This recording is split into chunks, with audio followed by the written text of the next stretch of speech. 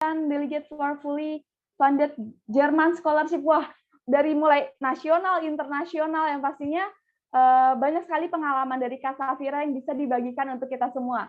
Nah, semoga teman-teman dari apa yang akan disampaikan Kak Safira, teman-teman bisa mencatat, bisa mengingat, dan mengimplementasikan apa yang sudah didapat. Gitu. Boleh langsung saja kepada Kak Safira, apakah sudah siap, Kak? Sudah. Baik. Mungkin langsung saja ya, Kak. Kepada Kak Safira, kami persilahkan. Ya, terima kasih, Tasya. Bismillahirrahmanirrahim. Assalamualaikum warahmatullahi wabarakatuh. Selamat malam, teman-teman semua. Waalaikumsalam warahmatullahi wabarakatuh. Wah, senang banget bisa dengar suara teman-teman lagi. Sekali lagi aku tanya kabar, nanti semuanya boleh on microphone dengan suara seriang-riangnya ya. Apa kabar teman-teman semua malam ini? Luar biasa. Alhamdulillah luar biasa, Kak. Alhamdulillah luar biasa. Baik. Alhamdulillah sehat. Alhamdulillah. Alhamdulillah sehat ya, kata Febiola, kata Tiara. Halo Tiara, ada Rangga juga, ada Aldo, ada Nabila, dan juga semua teman-teman yang udah memberikan senyum terbaiknya, dan juga on cam plus on microphone malam ini. I really appreciate it. Terima kasih teman-teman. Dan seperti yang sudah disampaikan oleh Tasya tadi, bahwa malam ini kita akan melaksanakan coaching Duta Inspirasi pertama dengan tema seputar, ada yang tahu apa? Satu orang boleh on microphone? Find your passion and create through personal branding. Oke, terima kasih Aksen. Aksen dari Sulawesi Tenggara, keren banget, renamenya lengkap, nama, panggilan, dan juga asal provinsi. Patut dicontoh nih teman-teman. Yap, benar banget, seperti apa yang telah disampaikan Aksen. Malam ini kita akan membahas tentang find your passion atau temukan passionmu and create a strong personal branding. Dan bentuklah personal branding teman-teman, citranya teman-teman itu yang kuat. Because I do believe when you know your passion and also you create a strong personal branding, kalian akan lebih dekat dan juga akan makin mantap untuk menggapai kesuksesan atau mimpi-mimpi kalian. Amin ya rabbal alamin. Oke, sekarang aku boleh persilahkan kepada Mas Hanif untuk share PowerPoint PPT kita malam hari ini yang pertama. Mohon infonya teman-teman, boleh on microphone dulu, apakah gambarnya sudah terlihat di layar kalian? Sudah, Kak. Belum di slideshow. Oke, nah sekarang silahkan di slideshow biar zoom in. Dan ini terkait materi dengan self-improvement. Seperti yang teman-teman tahu, Duta Inspirasi nanti akan mendapatkan materi self-improvement terkait kerjasama, business and partnership, terus terkait dengan mental health, terkait dengan persiapan kerja, dan lain-lain. Dan coaching teman-teman yang pertama adalah terkait self-improvement atau pengembangan diri yang akan diisi oleh aku sendiri by Safira Alfarisi. Next slide. Nah, tak kenal maka tak sayang, tadi udah dijelasin singkat sama Tasya di CV, terima kasih. Tapi ini aku mau highlight sedikit informasi penting, bahwa aku kelahiran 7 Oktober 1998 dan merupakan alumni dari komunikasi IPB University. So, today, right now, aku berusia 22 tahun.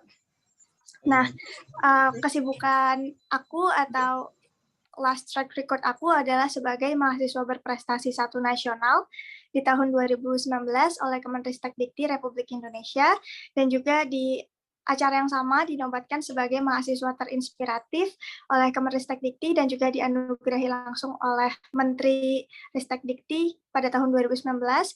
Lalu di usia 19 tahun, aku dan teman-teman membangun sebuah yayasan yang bernama Yayasan Beasiswa 10.000, yang dengan modal 0 rupiah, alhamdulillah telah bisa berkontribusi untuk bidang sosial pendidikan dengan total dana lebih dari 1,1 M atau 1,1 miliar pada saat 1 tahun didirikannya yayasan tersebut. Dan juga setelah lulus, saat ini aku sedang dalam tahap bersama teman-teman untuk pembangunan PT, yaitu PT Inspirasi Indonesian Event. Lalu aku juga merupakan pembicara muda yang telah mengisi materi atau seminar lebih dari 250, baik untuk undangan di dalam maupun luar negeri, dan juga pernah dinobatkan sebagai Best Speaker of Asia Youth Speak Forum yang isinya berbagai pemuda dari seluruh dunia, dan di situ aku speech about education dan aku ngangkat tentang beasiswa Serbu dan dinobatkan mendapat title tersebut. Ya, alhamdulillahirabbil alamin. Next slide.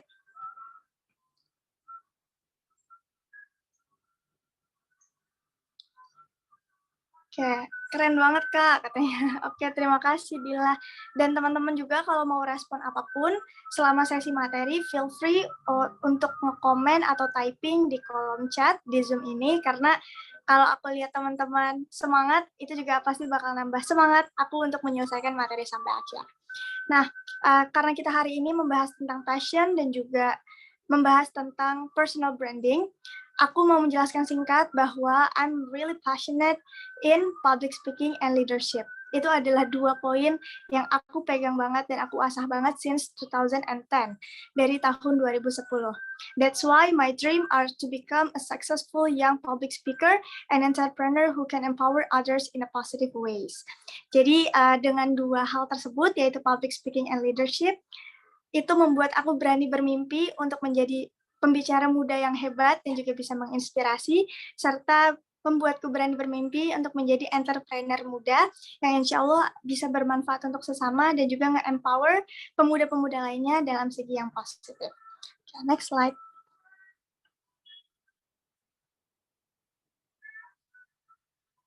And alhamdulillah, my dreams come true since I'm 18 years old because of I following my passion and I believe in it. Dan alhamdulillah di usia ke-18 tahun, teman-teman, aku bisa merasakan sedikit demi sedikit mimpiku terwujud, especially dalam hal menjadi pembicara, karena telah membangun program pertukaran pelajar internasional di usia tersebut dan dapat tawaran-tawaran pembicara. Dan lagi-lagi, apa yang aku dapatkan pada hari itu, bahkan sampai sekarang, I do believe itu karena aku berani untuk memiliki mimpi dan aku mengasah terus passionku untuk mewujudkannya. And I believe on it, dan aku percaya akan itu gitu. Jadi kalau teman-teman udah tahu passionnya apa, udah tahu mimpinya apa, dan teman-teman percaya, yakinlah suatu saat mimpi itu akan terwujud. Of course, pastinya diimbangi dengan kerja keras dan doa. And I will tell you a little bit story of myself. Ada di next slide. So when I'm in the first year of college, aku dan teman-temanku was met an international youth program on 2017 pada saat aku berusia 18 tahun. Dan program itu bernama Exchange Hamada. Mungkin teman-teman ada yang udah pernah dengar belum ya program tersebut, yang dulu juga sempat kerja sama Tasya Kamila dan juga sama Skinny Fabs, yang memberangkatkan pemuda secara gratis ke luar negeri, or biasanya kalau di beasiswa Seribu atau aku isi materi, ada yang pernah daftar juga nih, tapi aku nggak lulus Kak gitu. Coba siapa tahu teman-teman Duta Inspirasi juga pernah ada yang tahu bahkan daftar. Oke, so pada saat aku kuliah semester 2, tepatnya pada saat aku berusia 18 tahun, di tahun 2017, aku membuat program pertukaran pelajar yang pertama dengan tujuan ke Malaysia dan Singapura, dan itu memberangkatkan lebih dari 65 pelajar atau mahasiswa secara gratis ke sana gitu. Dan alhamdulillah program tersebut berjalan dengan super sukses, karena waktu itu kerjasama dengan Syakir Daulay as one of the speaker, dan juga Kak Abel Cantika. Kalau teman-teman ada yang tahu nggak ya Kak Abel Cantika yang biasa bikin tutorial makeup, tapi dia punya a very good character dan kita jadikan dia salah satu speaker because pada saat itu judulnya adalah character building. Jadi kayak pembangunan karakter dan dia adalah salah satu anak muda yang punya karakter yang baik. So alhamdulillah karena program tersebut berjalan lancar, kami membuat program yang kedua, yaitu dengan tujuan ke Sydney, Australia, kerjasama dengan Tasya Kamila dan juga Skinny Fabs, dan alhamdulillah mendapatkan lebih dari 4.000 pendaftar di 15 negara di seluruh dunia gitu. Jadi pendaftaran nggak cuma dari Indonesia, tapi ada yang dari Philippines, ada yang dari Korea, ada yang dari Jepang, ada yang dari Palestina bahkan.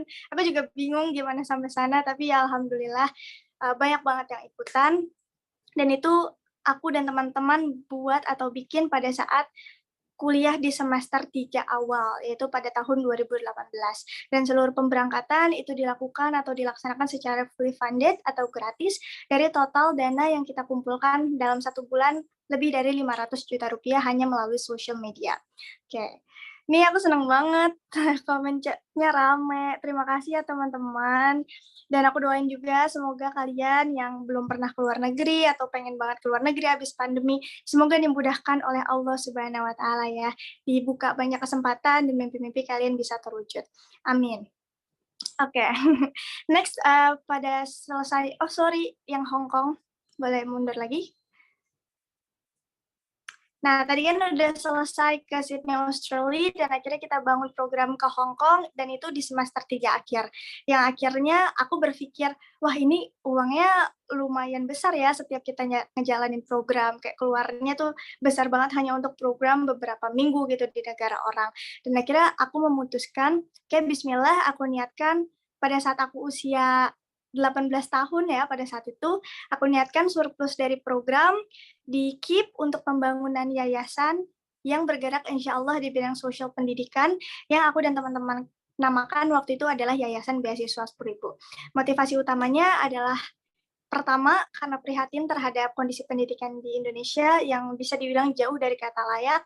That's why ada fakta menunjukkan bahwa 7 dari 10 anak muda di Indonesia belum mendapatkan pendidikan yang layak. Dan fakta kedua atau motivasi kedua adalah karena aku pernah merasakan langsung teman-teman sulitnya dalam hal sekedar meraih pendidikan yang layak, because aku berasal dari keluarga kurang mampu, aku anak pertama dari 7 bersaudara, adikku bekerja sebagai seorang kuli bangunan, dan mamaku bekerja sebagai ibu rumah tangga. So, sebagai anak pertama dengan 5 adik waktu itu, pada saat itu, istilahnya strugglingnya tuh kuat banget untuk cuman sekedar bisa beli buku paket, sekedar bisa beli buku LKS, atau bahkan kayak teman-temanku bimbel di lesin mahal-mahal ke GO, for example ke Intens atau kemana-mana gitu ya, dengan biaya super mahal, tapi mereka sering bolos, malas-malasan bimbelnya. Sedangkan aku dulu pengen banget teman-teman untuk bimbel, sampai aku coba bimbel-bimbel yang trial, yang gratis 3 hari gitu. Dan aku duduk di bangku bimbel tuh rasanya kayak senang banget. Tapi lagi-lagi aku nggak bisa ikut bimbel karena keterbatasan biaya. So, banyak banget struggling aku di bidang pendidikan yang aku rasakan nggak semudah teman-teman yang lain. Sampai akhirnya pada saat aku dapat tawaran kuliah di IPB, untuk jurusan yang aku pengen banget yaitu komunikasi, aku sempat ditentang habis-habisan oleh abiku, yaitu ayahku. Karena abiku bilang, kamu mau kuliah, Safira. Kalau kamu mau kuliah, berarti kamu egois, Safira. Aku kaget, dan abiku ngomong lagi, kalau kamu tetap mau maksain kuliah, abi nggak mau biayain kamu sepeser pun, kamu urus diri kamu sendiri.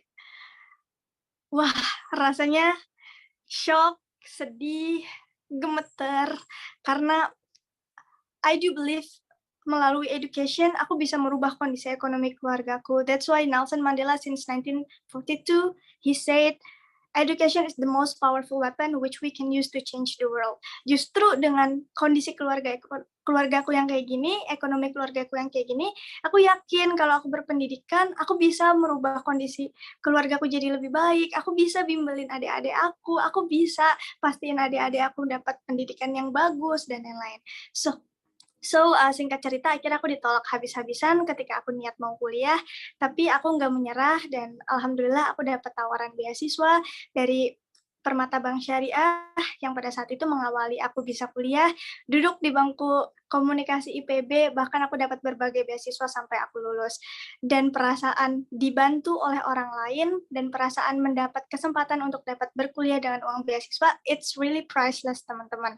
Dan itu yang membuat aku termotivasi, dan aku ke-trigger untuk kalau aku nunggu jadi sukses dulu, atau aku nunggu punya uang dulu untuk bisa bayarin atau sekolahin anak lain yang punya keterbatasan kayak aku butuh berapa tahun lagi ya, dan belum tentu nanti aku sukses, belum tentu nanti aku punya uang, dan lain-lain. So, akhirnya aku mikir, ya udah, aku semangat mau bikin platform, mau bikin wadah untuk ngekontribusiin dan juga ngegabungin orang-orang baik yang ikut mau membantu pendidikan di Indonesia, yang mungkin itu yang dirasakan anak-anak di luar sana yang dulu pernah merasakan kesulitan ekonomi sama seperti aku gitu. Dan akhirnya pada saat aku semester 3 mau naik ke 4, kita keep uang surplus dari program untuk pembangunan yayasan yang bernama Yayasan Beasiswa 10.000.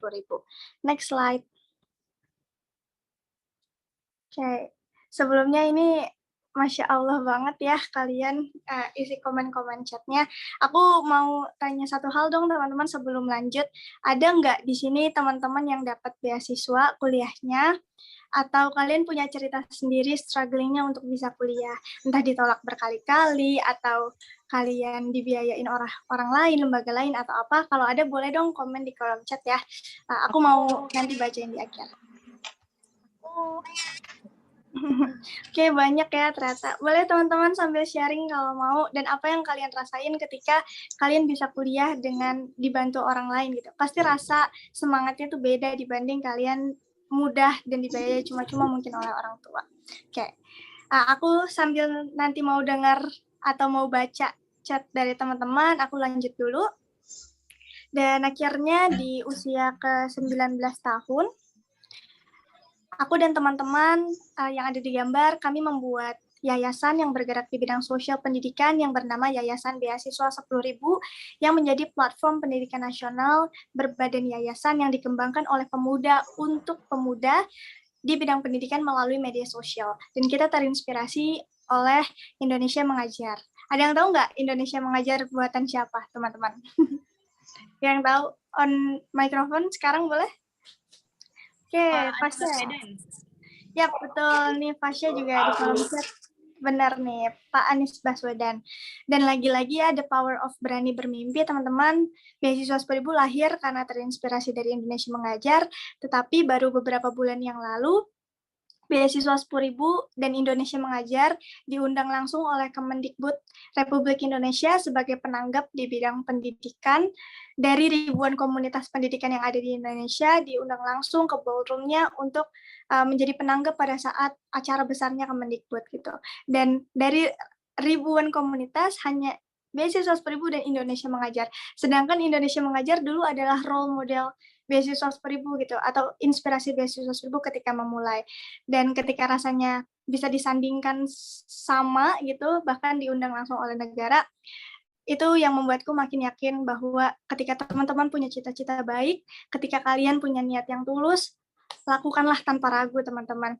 No matter how long the process, atau no matter how slow the progress, teruslah berkembang, teruslah maju, karena insya Allah selagi niat teman-teman itu baik dan bermanfaat untuk sesama, pasti selalu ada jalan.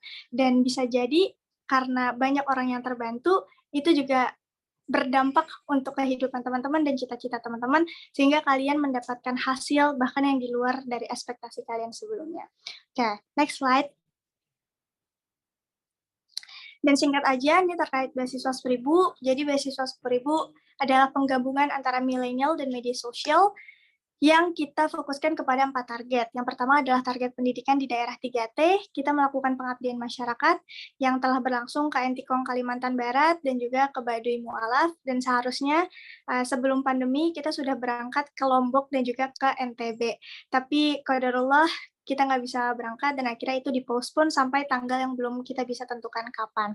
Dan intinya di sana kita merenovasi sekolah, membangun perpustakaan pertama di daerah tersebut, mengedukasi masyarakat, memberikan bantuan seperti buku-buku, pakaian, seragam, dan lain sebagainya di bidang pendidikan di sana. Next slide. Selanjutnya, sebatik di Kaltara, Kak. Amin, insya Allah doain semoga bisa juga lewat Indonesian event ya. Nah, yang kedua adalah target untuk SD, SMP, dan SMA.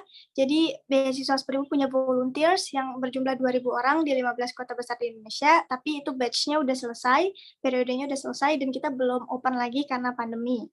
Dan di sana mereka mengadakan bimbel gratis dan sekolah bakat gratis. And yes, bimbel gratis ini karena rasa ingin balas dendam aku, karena dulu aku nggak bisa bimbel karena keterbatasan biaya, so aku mau kasih kesempatan untuk adik-adik yang nggak punya dana untuk ngerasain bimbel gratis diajarin sama kakak-kakak volunteers yang merupakan mahasiswa-mahasiswa di bidangnya mereka masing-masing. Next slide. Nah, ketiga ada target untuk mahasiswa. Jadi program International Youth Summit yang awal tadi Exchange Hamada, akhirnya aku lebur di program beasiswa 10.000 yang bernama Empower atau Millennials Power. Dan itu kita memberangkatkan pemuda secara gratis ke luar negeri untuk international symposium, company visit, university visit, dan lain-lain secara gratis.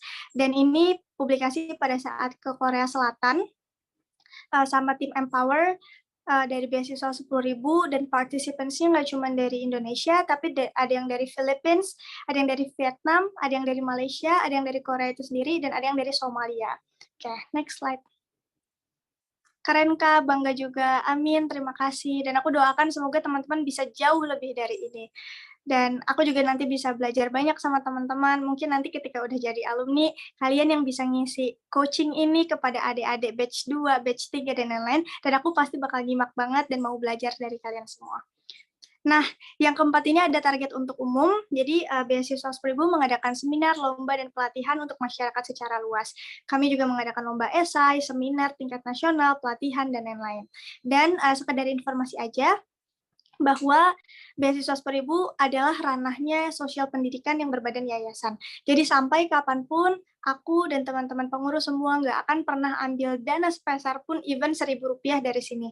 Karena kita niatkan ini adalah untuk kotak amal kita di dunia yang insya Allah menjadi peringan siksaan kita di akhirat, teman-teman.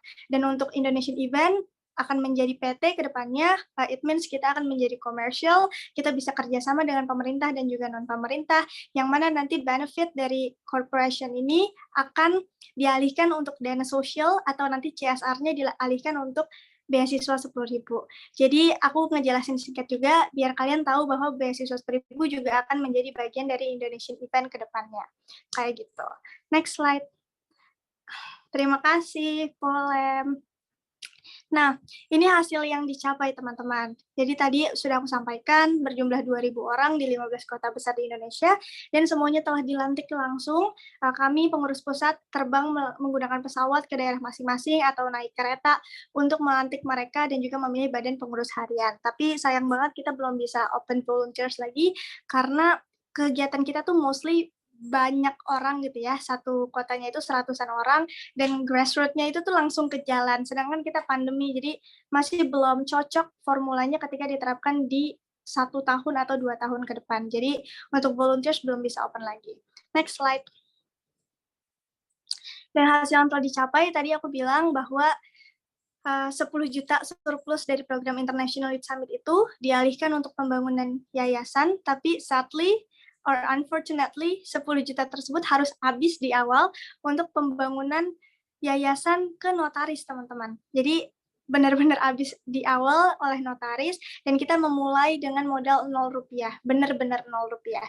Tapi alhamdulillah di 1 bulan pertama, kita bisa mengadakan lomba esai nasional yang berhadiah juara 1 ke London, United Kingdom, dan dari lomba tersebut kita bisa surplus Rp170 juta hanya melalui social media, yang surplus Rp170 juta itu menjadi dana KIP simpanan yayasan yang diolah sedemikian rupa untuk operasional dari bulan tersebut sampai sekarang.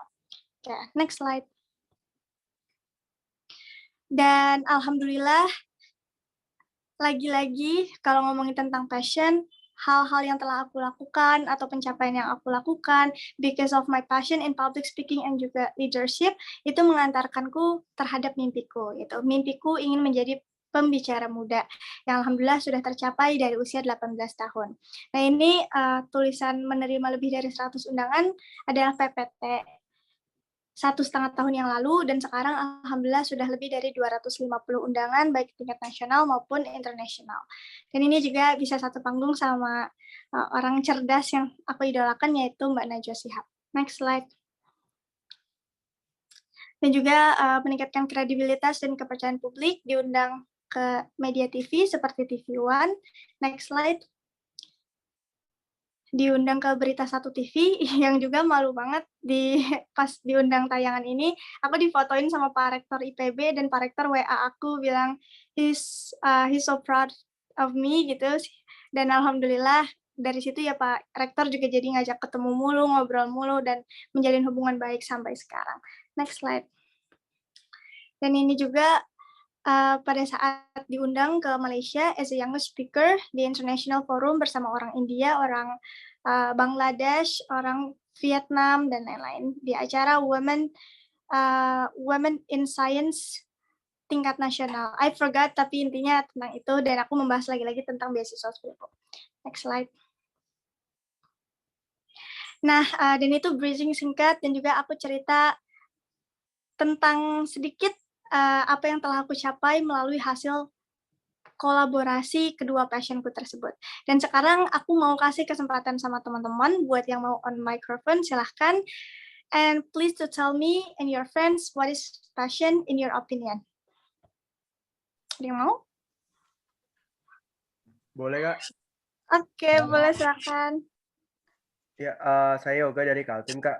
Kalau passion adalah hal yang kita kuasai, hal yang kita mimpikan, dan pengen jadi ahli di sana, Kak. Kalau buat saya itu passion seperti itu. Oke, keren banget. Boleh dong kasih virtual claps untuk Yoga. Sekarang satu orang perempuan, ada juga yang mau nambahin definisi passion menurut kalian? Boleh, Kak. Boleh, Kak. Iya. Tadi yang duluan boleh, silakan. Siapa, Kak? Apa, Kak? Tadi yang suaranya duluan siapa, Tasya? Tasya denger nggak? Soalnya nggak muncul di layar nih. Nabila deh boleh. Oke. Bisa diulang nggak, Kak, pertanyaannya tadi? What is passion? Oke.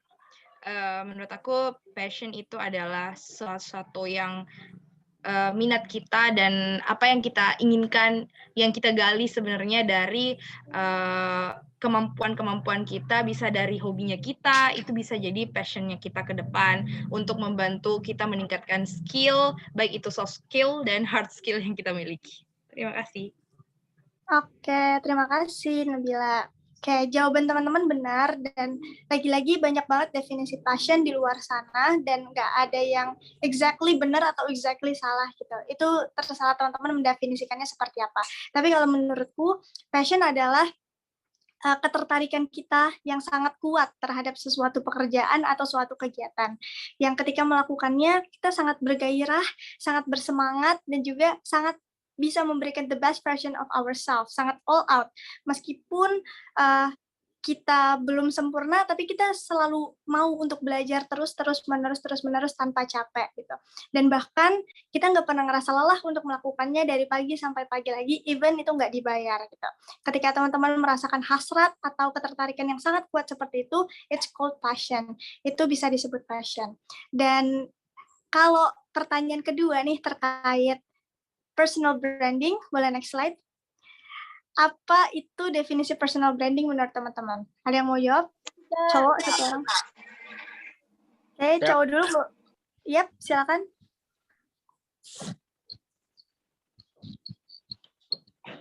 Kalau menurut saya itu personal branding itu adalah ciri khas dari diri kita sendiri, Kak, yang membedakan dengan orang lain. Personal branding adalah ciri khas diri kita sendiri yang membedakan terhadap orang lain. Oke. Ada yang lagi yang mau jawab? Aku, Kak. Dila, Kak. Oke, ini Dila soalnya udah raise hand juga ya. Boleh Dila, silahkan. Jadi menurut aku personal branding adalah bagaimana kita mendefinisikan diri kita ke orang lain gitu di depan umum gitu. Jadi gimana kita membuat citra dari diri kita di publik gitu. Oke, thank you Dila. Dan aku kasih satu kesempatan lagi nih buat Naria. Tadi Naria udah raise hand. Silahkan Naria.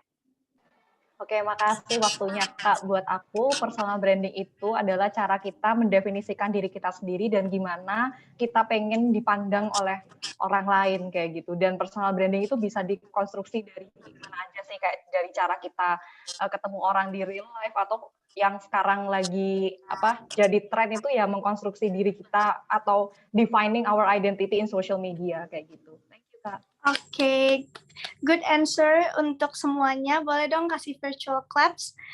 Terima kasih teman-teman yang sudah menjelaskan. Dan aku setuju sama pendapat tadi mostly yang perempuan ya. Tadi yang cowok juga udah bagus, tapi aku tambahin lagi sedikit. Ya, intinya adalah kalau personal branding adalah cara bagaimana kita memperkenalkan atau kita bisa mengiklankan diri kita ke orang luar sehingga terdapat citra yang kita inginkan gitu. Dan istilahnya kan namanya branding, kayak kita tuh ngasih brand terhadap diri kita. Kamu tuh ingin dicapnya sebagai pribadi yang apa? Kamu tuh berharapnya ingin dikenal atau dikenang sebagai pribadi yang seperti apa? Dan ketika kamu sudah tahu personal branding kamu ingin diarahkan seperti apa, kamu berusaha menginfluence orang banyak dan juga menyampaikan itu secara natural, jujur, tanpa dibuat-buat, dan konsisten kepada orang luar. Dan lagi-lagi itu bisa melalui online ataupun offline. Kalau online di social media, kalau offline di keseharian kita. Behavior kita yang dinilai sama orang banyak gitu. Dan cirinya kalau personal branding, ya bagaimana cara kita untuk meyakinkan orang lain, misalnya kita punya keinginan untuk dikenal sebagai sosok yang A. Ketika orang lain menangkap itu dan menilai juga seperti sosok yang A, itu baru bisa dikatakan personal branding kita sukses. Tapi ketika kita ingin dikenal sebagai sosok A, tapi orang lain menangkapnya itu sebagai sosok B, ya itu bisa dikatakan personal branding kita belum berhasil, teman-teman. Dan setelah ini, aku akan sampaikan presentation slides yang kedua atau PPT yang kedua yang bisa mengajak teman-teman untuk mengenal lebih dalam diri kalian sendiri, apa yang harus dilakukan, apa yang harus diasah, dan juga berbagai tips and trick yang aku sudah tulis dan akan jelaskan melalui hasil observasi pribadi dan juga bantuan dari Kubik Leadership dari Pak Jamil Azaini pada saat aku training mahasiswa berprestasi tingkat nasional. Oke, Mas Hanif boleh dibantu sampaikan PPT yang kedua. But before I started the second presentation slides, aku mau dengar dulu dong semangat teman-teman semuanya on microphone hitungan ketiga ya. Are you ready everyone? Ready. Kurang semangat ya. Oke, kurang semangat. Aku jadi setengah-setengah nih nanti ngejelasinnya. Oke, aku tanya lagi ya. Are you ready everyone? Ready. Bismillah, semoga presentasi yang kedua ini bisa ngena ke hati teman-teman dan juga ilmunya nanti bisa bermanfaat atau bisa berdampak dan dipraktikkan langsung dalam keseharian. So, udah kelihatan belum slides kedua di layar kalian? Materi Know Yourself. Kenali dirimu. Ya, karena when we talk about passion and also personal branding, itu erat sekali kaitannya dengan kita harus tahu dulu nih siapa diri kita, apa yang kita suka, apa kelebihan kita, apa kekurangan kita, dan lain-lain. Sehingga kalau kita udah yakin sama diri kita untuk membranding itu keluar tuh lebih mudah. Tapi kalau dari kitanya sendiri aja masih galau, aduh aku sebenarnya pengen dikenal dan dikenangnya sebagai orang apa sih, aku sukanya apa sih, passionku apa sih, dari kitanya sendiri masih bingung, dari kitanya sendiri masih bimbang, ya orang lain menangkapnya juga masih bimbang dan bingung gitu, belum punya satu label khusus, oh kalau dengar kata aksen tuh orangnya seperti ini gitu. Oh aku kalau misalnya mau ngebahas tentang culture, budaya, seni tari, aku harus ngomong ke Kak Icop, aku harus ngomong ke Kak Elsie gitu. Oh oke, kalau misalnya aku mau ngebahas tentang public speaking, percaya diri ngomong di depan umum, aku mau belajar ke Dila gitu, misalnya gitu. Jadi kalian tuh dikenal terhadap spesialisasi kalian masing-masing. So lagi-lagi kunci utamanya adalah di know yourself. Next slide, kenali dirimu. Kenapa Kak? Because you will reach your best when you know yourself. Kamu akan mendapatkan versi kamu yang terbaik. You will reach the best version of yourself when you know yourself. Ketika kamu tahu diri kamu sendiri. And that's a guarantee. Dan itu jaminan. Next slide. First question is, who are you? Nah, coba kalian bertanya dalam hati sendiri dan kalian jawab sendiri. Kalau tiba-tiba ditanya, who are you? Siapa kamu? Kalian jawabnya apa? Aku mahasiswa. Kalau mahasiswa doang, cukup nggak? Atau aku pembicara. Pembicara apa? Di bidang apa? Dan lain-lain gitu. Jadi kalian tuh harus punya spesifikasi sendiri yang itu membuat personal branding kalian juga kuat. For example, aku akan beri 3 pertanyaan dan silahkan teman-teman jawab di kolom chat sekarang juga. Pertanyaan pertama, ketika teman-teman mendengar kata Michael Jackson, satu kata apa yang terlintas di pikiran kalian? Okay. When you hear about Michael Jackson, what kind of words that stuck in your mind? Banyak bilang penyanyi, dancer, okay. Penyanyi, king of pop, penyanyi dance. Good answers. Oke, thank you teman-teman. Selanjutnya jawabannya beda-beda ya. Sebelumnya tadi yang Michael Jackson jawabannya beda-beda, tapi mostly ya sama gitu di ranah yang memang dia geluti semasa hidup. Nah, kedua, ketika teman-teman mendengar kata Mario Teguh atau Mary Riana, satu kata apa yang terlintas di pikiran kalian? Motivator, oke, kata Syakira. Kata Yusuf motivator, Nisha motivator, Vivi motivator, Ratu motivator. Dan semuanya hampir satu frekuensi ngejawab dengan motivator. Betul. Motivator itu bisa disebut juga sebagai kata sifat, tapi juga bisa disebut sebagai nama pekerjaan. Jadi kita semua hampir satu frekuensi dengan pertanyaan kedua. Oke, ketiga. Saat teman-teman mendengar nama Najwa Shihab, satu kata apa yang terlintas di benak kalian? Cerdas, kayak jurnalis, kata kata Tiara, kata Febiola, cerdas, pintar, jurnalis, kata Nisha, Metro TV, kata Kak Icop, best woman. Oke, terima kasih. Jawabannya juga beragam, tapi lagi-lagi itu mewakili diri Najwa Shihab yang hampir dinilai sama oleh seluruh masyarakat Indonesia. Gitu. Jadi poinnya adalah ketika nanti teman-teman ditanya siapa diri kamu, mungkin jawaban orang bisa beda-beda gitu. Tapi as long as jawaban tersebut masih cocok, masih relate terhadap apa yang kalian kerjakan, kegiatan kalian atau pekerjaan kalian atau sifat kalian, yaitu bisa dikatakan personal branding kalian tuh berhasil gitu ditangkap oleh masyarakat luas. Tetapi kalau misalnya ditanya tentang diri kalian sendiri bingung jawabnya atau orang lain juga bingung jawabnya, ya itu bisa dikatakan bahwa personal branding teman-teman tuh kurang kuat. Oke, next slide. So, gimana Kak caranya untuk kita tahu? Tips dari aku, coba teman-teman saling refleksikan dan juga pikirkan bahwa saat meninggal nanti, teman-teman ingin dikenang menjadi sosok yang seperti apa. Atau nggak usah meninggal deh, pas masih hidup nih sekarang. Teman-teman ingin dikenal sebagai sosok yang seperti apa. Tahan, nggak usah dijawab di kolom chat, silahkan dijawab di dalam hati kalian masing-masing. Dan setelah ini, aku akan beri beberapa kata, a lot of words, yang bisa teman-teman pilih 10 kata terbaik yang mewakili personality kalian atau diri kalian sendiri. Yang pun aku pengen banget nih dikenal sebagai sosok seperti ini sama teman-teman aku. Aku pengen banget nih dikenang sebagai sosok ini ketika nanti aku meninggal dan lain-lain. So, next slide, Mas Hanif.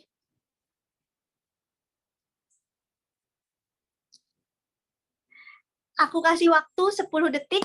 Silahkan use your pencil, pen, or notes untuk ngetik 10 kata terbaik yang mewakili diri kalian masing-masing. Only 10 seconds, aku hitung dari sekarang. 10, 9,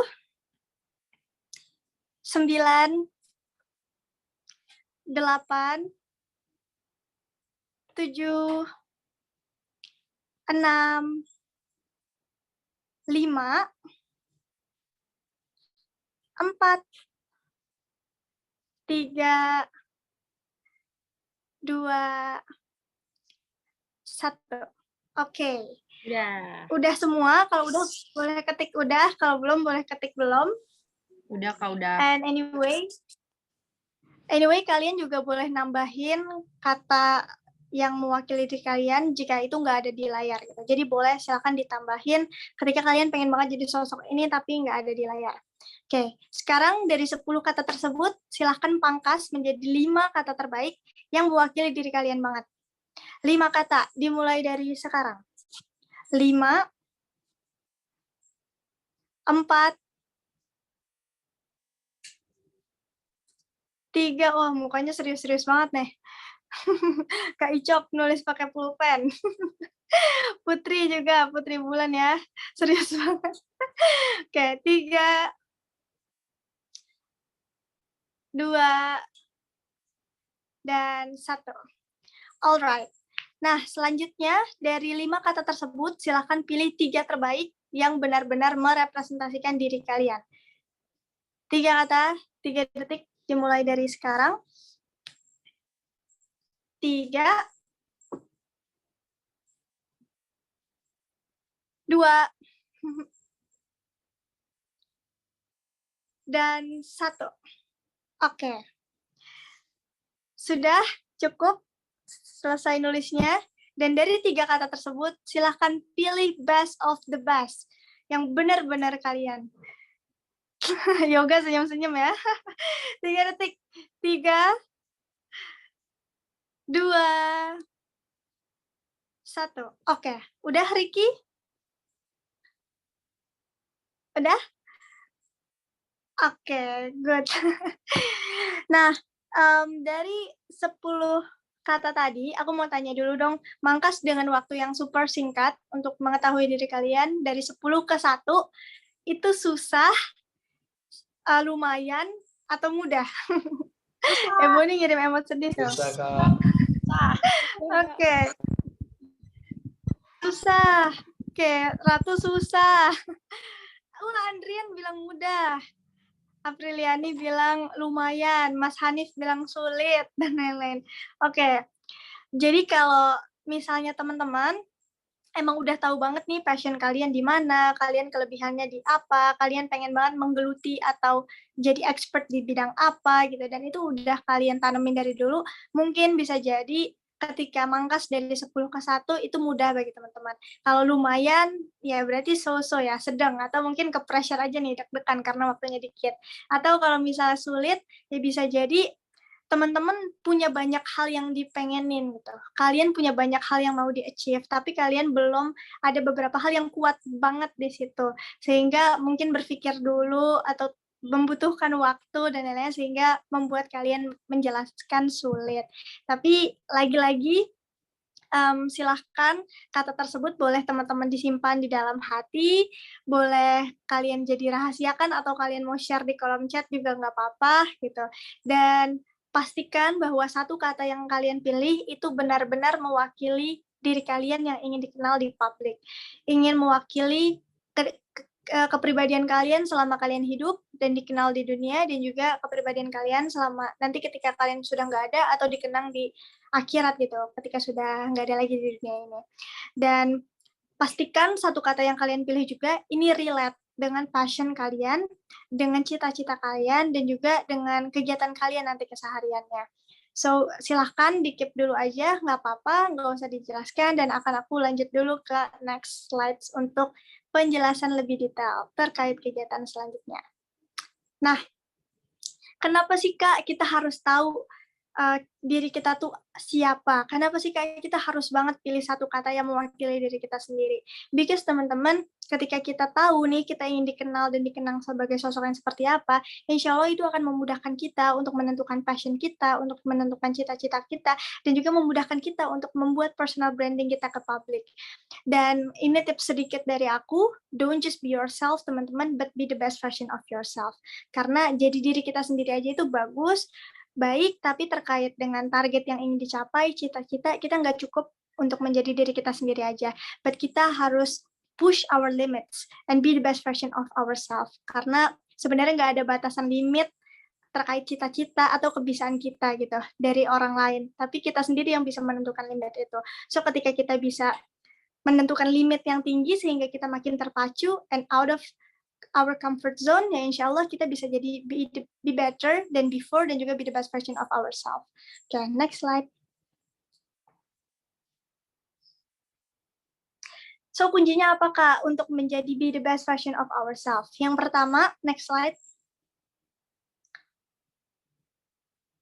Personal branding. Yang kedua, konsistensi perilaku. Next. Dan yang ketiga adalah memperjuangkan sesuatu.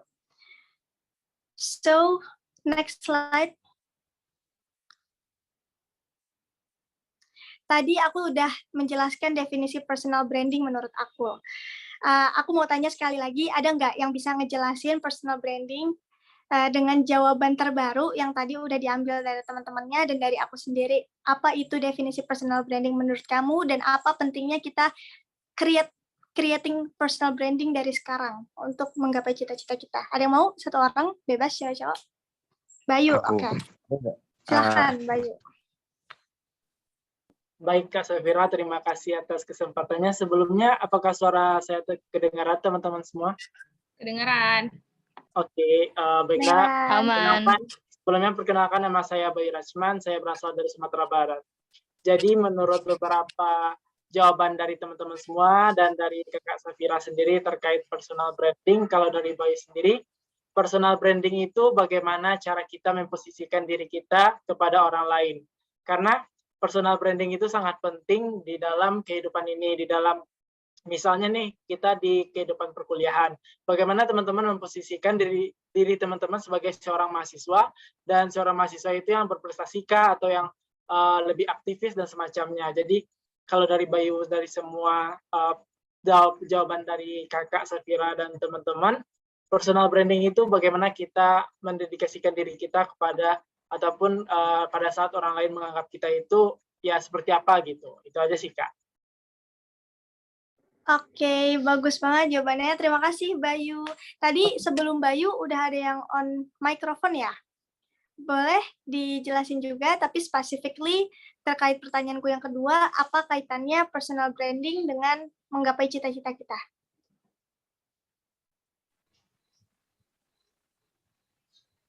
Aksen, Kak. Oke, silakan Aksen. Oke, baik. Terima kasih, Kak, atas kesempatannya. Jadi, menurut Aksen, pertama itu, apa sih itu personal branding? Jadi, menurut Aksen, itu personal branding itu adalah bagaimana cara kita mempromosikan diri kita, bagaimana cara kita mengetahui apa yang menjadi karakter dan keistimewaan kita. Nah, dari karakter dan keistimewaan kita, bagaimana cara kita mengembangkan apa yang menjadi minat dan bakat kita, passion kita. Dan dengan passion tersebut, kita bisa dikenal oleh orang banyak, dikenal dalam hal positif, dan bisa memberikan aura positif terhadap orang banyak. Dan apa sih hubungannya dengan cita-cita kita ke depan? Karena menurut saya hubungannya itu, because I think one of the keys to success is to be passionate and love whatever we do. And yesterday is a history, tomorrow is a mystery, and today we have the opportunity to make change, apapun itu. Terima kasih. Wah, keren. Jawabannya bagus ya. Panjang juga, lengkap nih Aksen. Thank you so much. Kamu juga nyimak banget dari tadi. Thank you. I really appreciate it.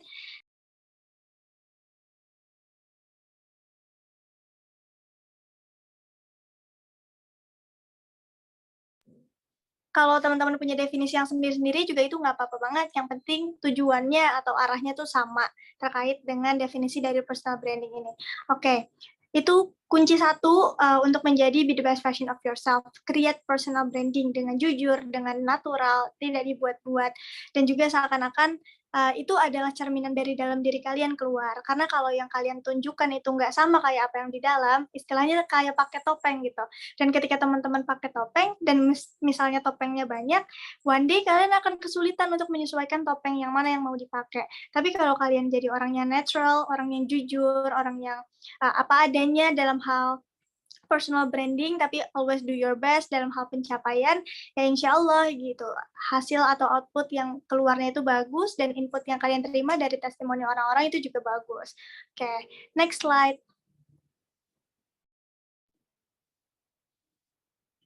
Nah, pertama harus punya personal branding, dan yang kedua adalah konsistensi perilaku. For example, ketika aku kasih contoh kasusnya adalah dari kecil aku memang bercita-cita ingin jadi pembicara muda yang hebat dan bisa menginspirasi, serta bisa menjadi entrepreneur yang bisa berdampak dan nge-empower banyak orang.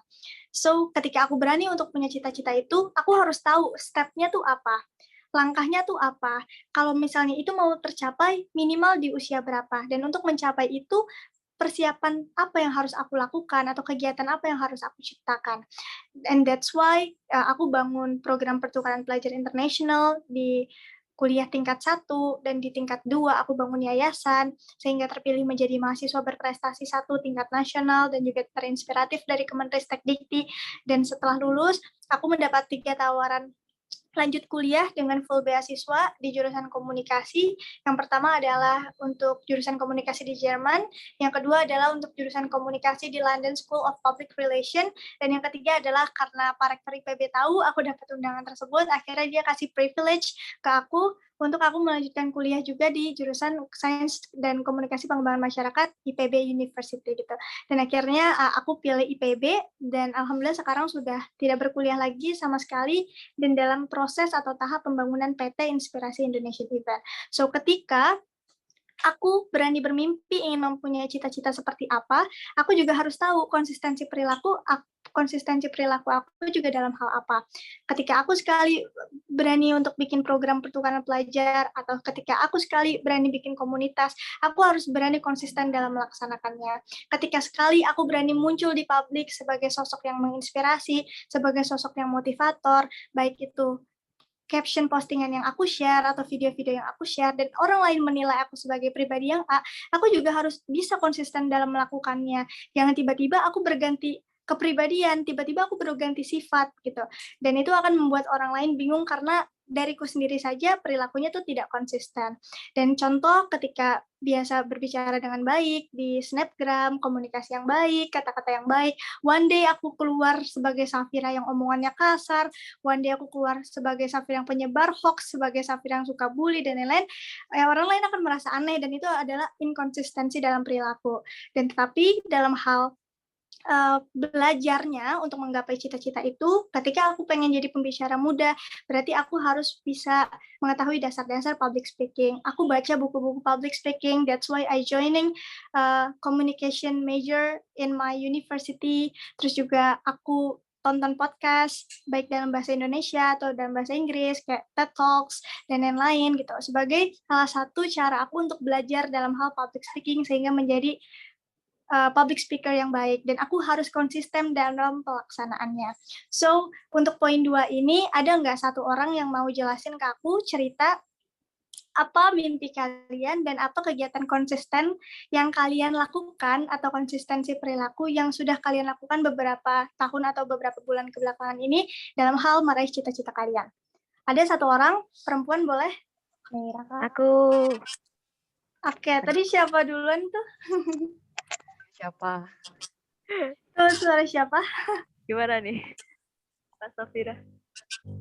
Itu tadi suara siapa? Suara Soalnya nggak aku. muncul Suara. di layar. Tapi yang kakak yang tadi juga dia barengan aku ngomongnya. Oke, tadi boleh yang pertama sebut namanya aja ya, soalnya kan ini suaranya doang, nggak kelihatan display name-nya atau nggak kelihatan spotlight mukanya. Jadi silakan langsung dijelaskan. Menurut kalian konsistensi perilaku yang udah dilakukan itu apa? Arya, Kak. Oke, silakan. Ya, terima kasih kesempatannya. Jadi aku mau berbagi cerita nih sama teman-teman semua. Aku punya cita-cita, walaupun aku anak sastra Inggris, tapi aku pengen masuk Kementerian Luar Negeri yang mana akhirnya akan jadi seorang diplomat. Nah, aku punya cita-cita itu sejak SMP atau SMA awal gitu. Aku sadar kalau aku suka bahasa Inggris dan aku suka nonton berita, suka diskusi sama teman soal entah itu isu nasional atau isu internasional yang ya mungkin diskusinya ringan, nggak mendalam, tapi aku punya ketertarikan ke sana. Nah, sejak saat itu aku memutuskan untuk terjun ke dunia debat, yang mana debat itu kan nggak cuma tentang satu bidang gitu ya, nggak cuma tentang pendidikan atau ekonomi, tapi juga ada di dalamnya salah satunya yaitu membahas tentang isu-isu internasional. Nah, aku menekuni debat dari SMA kelas 1 sampai terakhir kemarin di semester 6 menjelang semester 7 karena aku berhenti karena ya aku harus fokus skripsi gitu. Tapi sekarang ini di tengah-tengah kesibukanku ngerjain skripsi, aku tetap belajar lebih dalam lagi soal isu-isu internasional karena juga salah satu syarat untuk masuk Kementerian Luar Negeri, apalagi kalau misalnya mau jadi diplomat itu harus aware sama isu-isu internasional. Jadi lebih banyak belajar gitu. Dan kebetulan alhamdulillah adikku adalah anak hubungan internasional di Universitas Jember, jadi aku bisa sharing-sharing langsung, pinjem bukunya kayak gitu. Dan harapannya ke depan aku bisa punya motivasi lebih lagi, ditambah ada teman-teman dari Duta Inspirasi yang hopefully juga mungkin mau coba daftar Kementerian Luar Negeri atau jurusannya di hubungan internasional atau ilmu politik, bisa banget deh sharing-sharing sama aku, rekomendasiin buku dan lain-lain. Wow, keren banget. Thank you, Naria, udah sharing. Nanti next-nya teman-teman juga boleh banget ya jawab pertanyaan setiap aku kasih kesempatan, dan aku mau prioritasin yang belum pernah jawab sebelumnya. Oke, keren. Berat banget ya cita-citanya, tapi aku doakan semoga langkahnya diringankan, dipermudah, dan sehingga kamu bisa menggapai apa yang kamu inginkan dan bermanfaat untuk banyak orang. Amin. Oke, next slide. Nisha senyumnya manis banget ya. Oke, next slide. Mas Hanif. Nah, yang ketiga adalah memperjuangkan sesuatu. Kenapa aku catat ada poin ini di poin be the best version of yourself? Karena yang namanya manusia, teman-teman, kita bisa banget capek.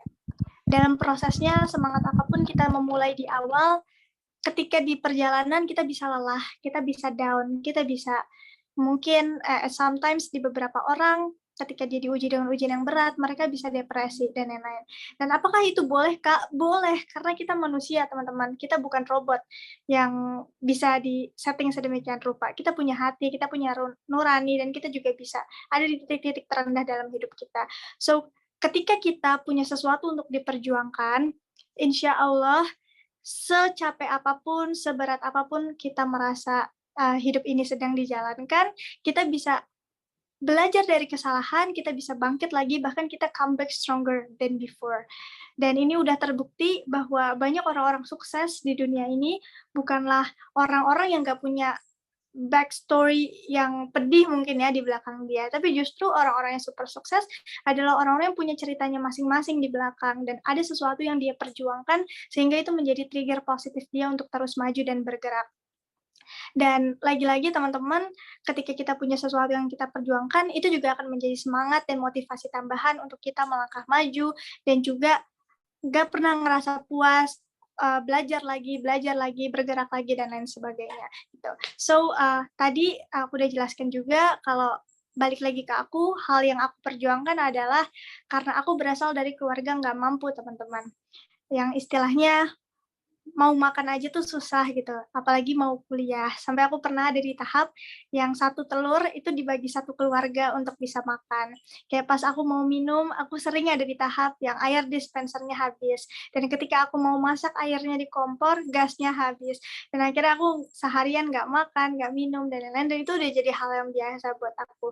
So, ketika dulu aku mau kuliah, ya itu menjadi perdebatan hebat di keluarga karena nggak ada dana. Tapi aku percaya bahwa education is the most powerful weapon which we can use to change the world. Dan akhirnya hal yang aku perjuangkan adalah aku mau jadi orang sukses, aku mau jadi orang yang bermanfaat, dan aku mau jadi orang yang berdampak biar aku bisa membantu menyelamatkan keluargaku dari at least kemiskinan, dan juga aku bisa membantu orang banyak di luar sana yang juga memiliki latar belakang sama seperti aku atau bahkan lebih di bawah itu.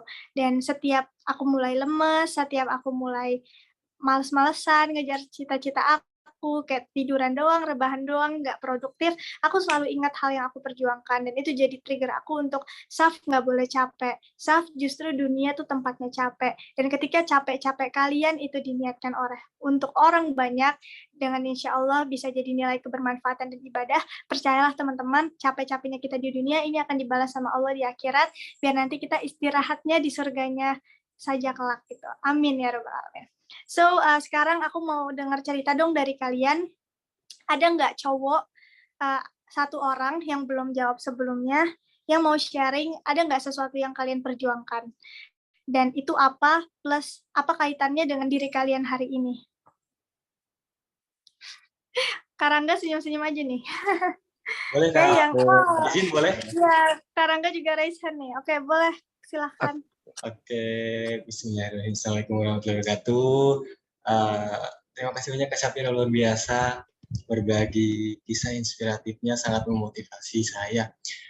Mungkin jika ditanya terkait ada kisah apa yang mungkin bisa dibagikan, mungkin sama seperti Kak Safira, kita bersama-sama mulai dari nol ya Kak Safira untuk mengenyam sebuah pendidikan. Jika Kak Safira tadi ayahnya seorang kuli bangunan, ayah saya juga seorang pedagang asongan, teman-teman. Ayah saya berjualan rokok yang asongan di pasar gitu. Dan ibu saya ibu rumah tangga Dimana saat saya itu waktu lulus SMA, saya nggak ada kepikiran untuk kuliah di mana-mana. Di saat orang lain mendaftar ikut seleksi SNPTN, SBMPTN, saya nggak di sana. Cuma waktu itu ada guru BK yang menyarankan saya, nggak, ini nih ada seleksi untuk mengikuti beasiswa salah satu perguruan tinggi, dan itu pun saya sembari belum lulus SMA, saya sembari nyari kerja sana sini, saya sempat jadi tukang sales, alat terapi, pernah jadi penjaga toko listrik. Gitu. Jadi sembari saya mengikuti seleksi itu, saya tuh nggak ngebet pengen dapat beasiswa, tapi saya nggak setengah-setengah. Walaupun itu perguruan tinggi swasta, tapi saya berpikir, oke, mungkin ini sebuah peluang untuk saya untuk memperbaiki taraf hidup keluarga saya, untuk mengangkat derajat kedua orang tua saya. Dan saya ingat sekali waktu itu, saya menjaga sebuah toko listrik waktu itu, dan mengikuti seleksi tersebut, dan di akhirnya saya mendapatkan seleksi tahap per tahap dan dinyatakan lulus. Betapa bahagianya itu waktu itu saya diantar oleh ibu saya di salah satu perguruan tinggi tersebut, dinyatakan kalau saya lolos mendapatkan beasiswa fully funded dari D3, S1 dan juga S2. Dan itu saya di perjalanan sama ibu saya nangis karena memang nggak ada sebuah gambaran anak seorang pedagang asongan bisa kuliah setinggi itu. Dan itu walaupun waktu itu mungkin Kak Syafira tidak didukung dengan kedua orang tua, saya tidak didukung dengan kedua kakak saya dan juga ayah saya. Jadi yang support itu hanya ibu saya waktu itu. Karena memang, mohon maaf, keluarga saya itu terlilit hutang waktu itu. Dimana harapan kakak-kakak saya, ya setelah lulus SMA, ya udah kamu kerja, jangan kuliah. Walaupun kamu dapat kuliah, dapat beasiswa, tetap kesana sini itu harus menggunakan uang, katanya seperti itu. Saya waktu itu ingat sekali, waktu saya dapat telepon dan dapat info ditelepon sama kakak-kakak saya, ya udah kamu jangan lanjut, udah walaupun kamu dapat beasiswa gak usah lanjut. Saya di depan kompor yang pakai kayu bakar gitu, saya lagi ngerebus air waktu itu. Saya sambil nangis di sana, ya ampun, walaupun saya udah dapat beasiswa di sini, keluarga saya nggak support untuk saya lanjut kuliah. Saya sampai benar-benar nangis meneteskan air mata waktu itu. Tapi yakin, insya Allah saya bisa membuktikan gitu kan, nggak akan nyusahin orang tua, dan malah alhamdulillah selama saya berkuliah bukan meminta kepada orang tua, justru saya memberikan untuk orang tua. Dan ya Allah, mungkin yang saya sedihkan lagi waktu saya mau wisuda D3 waktu itu, ayah saya tidak bisa menemani saya wisuda. Ayah saya di tingkat akhir waktu itu 4 bulan sebelum wisuda, ya saya meninggal. Dan itu terberat saya, di mana saya lulus dan harus melanjutkan studi yang selanjutnya, tapi tidak ada ayah saya sebagai, ya diibaratkan sepasang obor gitu, obor yang satu lagi udah mati gitu kan. Terus saya kayak gimana nih gitu untuk melanjutkan, kayaknya udahlah saya mundur. Dan akhirnya tapi orang sekeliling saya itu mensupport saya, lanjut insya Allah ada jalan. Dan akhirnya saya alhamdulillah saya aktif di wedding organizer, saya seorang pemandu acara juga. Jadi setiap weekend saya bolak-balik, waktu itu Bandung Tasik, subuh itu saya di weekend itu untuk memandu acara. Gimana caranya saya bisa menghidupi diri saya dan ibu saya tercinta di kampung halaman saya. Dan alhamdulillah lulus S1, saya lanjut lagi S2. Sebelum lulus S2 saya sudah diangkat menjadi seorang dosen.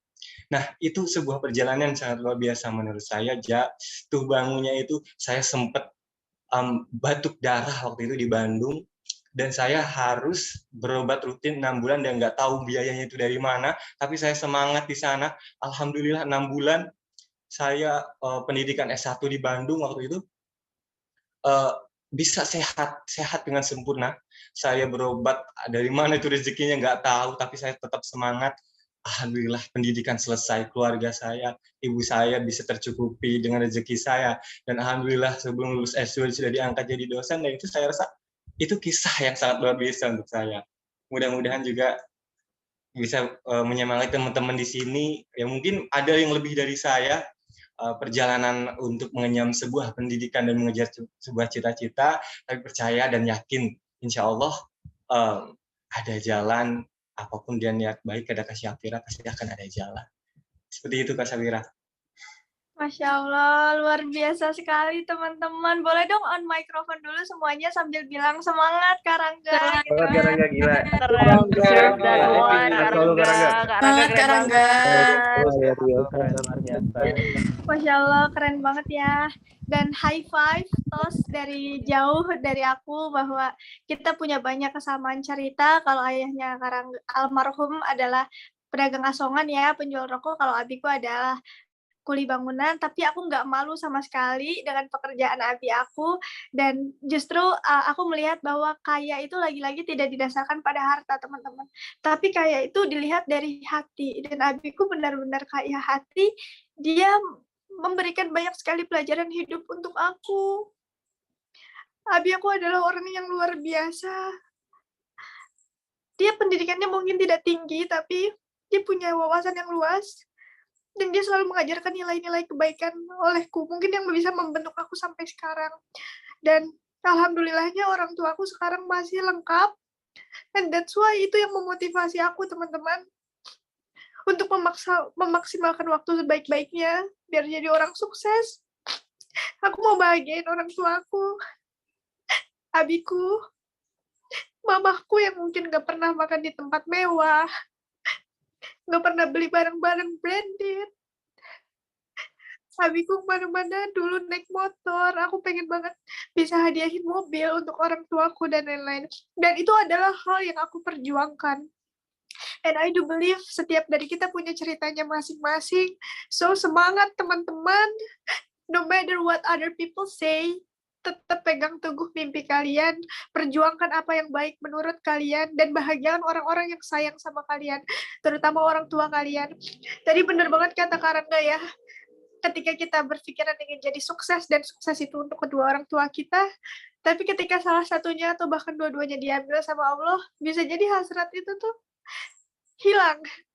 Bahkan aku juga sering dengar bahwa ketika lu sukses tapi orang tua lu udah nggak ada, rasanya tuh hambar dan sia-sia.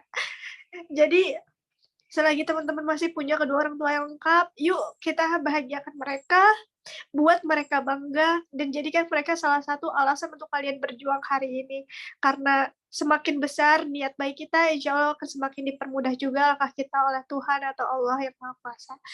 Oke, thank you for sharing. Wah, mohon maaf nih jadi bikin rada mellow ya malam ini teman-teman. Pokoknya sarangnya banget semuanya. Duta Inspirasi Batch 1. Semoga semangatnya dijaga dan kita semua bisa sama-sama jadi orang yang sukses dan selamat di dunia dan di akhirat. Amin. Next slide.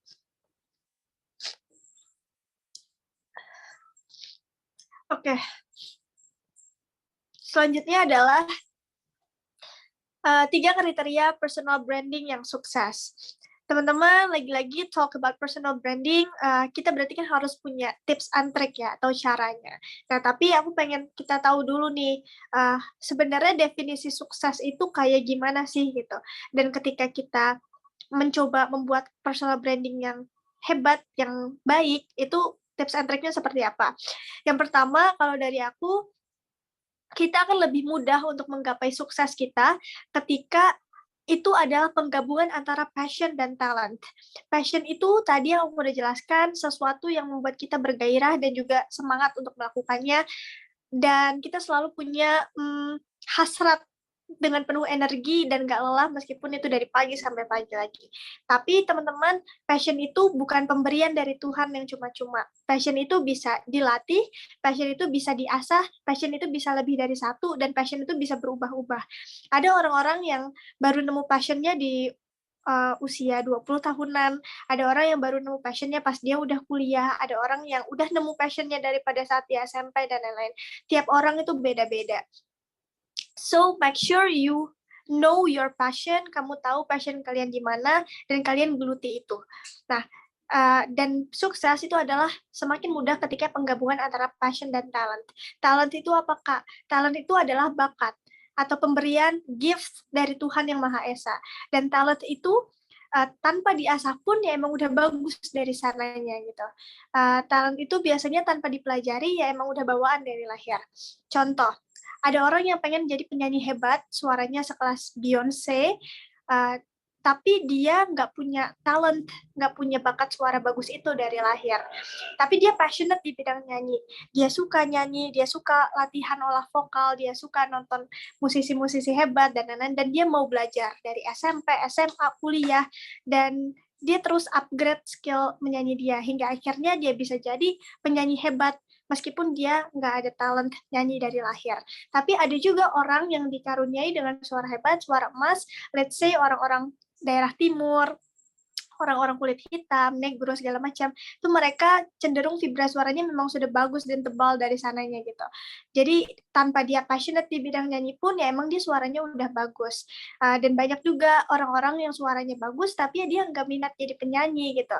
Tapi kalau misalkan ada orang yang dia niat jadi penyanyi hebat sekelas Beyonce, dia passionate di bidang olah vokal atau di bidang nyanyi, dan dia punya talent itu, gift dari Tuhan dari kecil, dan ketika itu digabungkan dan satu frekuensi, insya Allah itu akan lebih mudah untuk menggapai kesuksesannya dia sebagai penyanyi gitu. Oke, dan lagi-lagi ketika passion teman-teman sejalan sama talent teman-teman, dan passion dan talent sejalan sama mimpi kalian, ya udah do your best di situ. Kalian sudah berada on the right track, di track atau jalur yang tepat.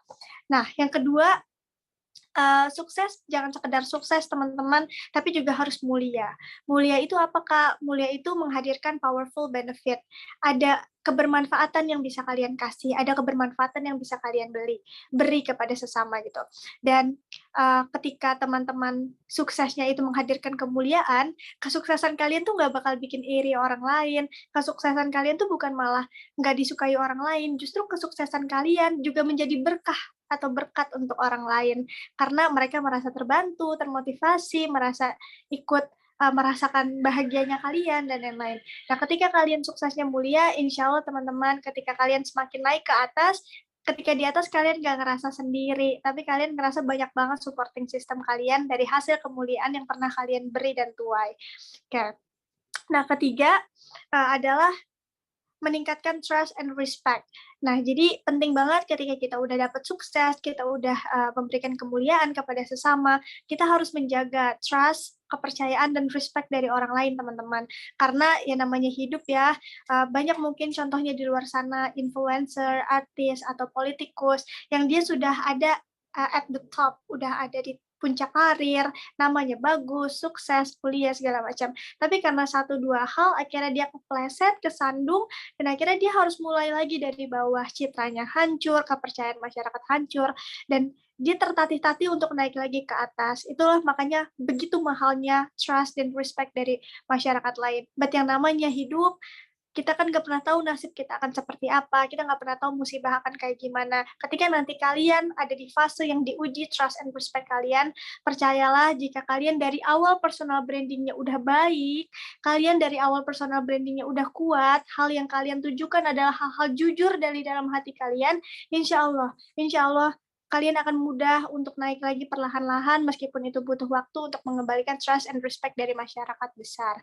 So itu makanya penting banget untuk diperhatikan, dan 3 poin ini saling berketerkaitan. Next slide.